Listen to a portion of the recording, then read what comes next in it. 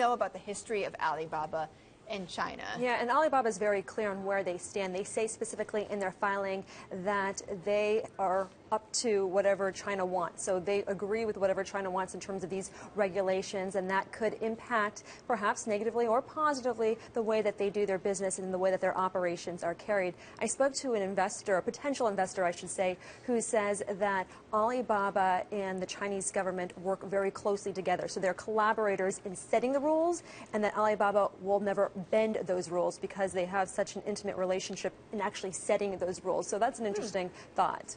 Should U.S. investors at all be concerned here? Well, the people I've been speaking to, potential investors, say that they should be concerned as they look to expand overseas. In fact, I spoke to Professor Joseph Foudy, who teaches doing business in China at NYU, and he says that it's going to impact the way they expand in the United States and Europe specifically, mainly as they look to not only grow their e-commerce platform, but also their social media platform, because it's those social media platforms that's highly scrutinized by Beijing. Beijing doesn't really care, he says, about the way that one person interacts with another person, so text messages, but they really care about the way that one person posts to a huge group of people, so to a bigger audience. Right, so right, exactly. They don't want that the word to spread as they have seen with that. So what could happen if users break the rules? Yeah, so, you know, in the past 12 months when I was in Hong Kong, I often covered on just how strict Beijing has become. The current president, Xi Jinping, essentially, unlike his predecessors, doesn't just complain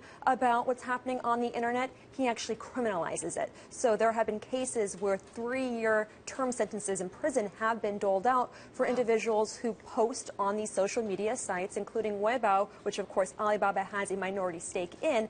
And what can happen is if China says that one of your posts has been seen by over 5,000 individuals, or one of your posts has been reposted 500 times, well, that could warrant a 3-year term sentence. Wow. There has been anecdotal evidence when I was in Hong Kong where people were approached because they were doing something that perhaps was defamatory, and so it's interesting to see how that plays out and what investors should consider.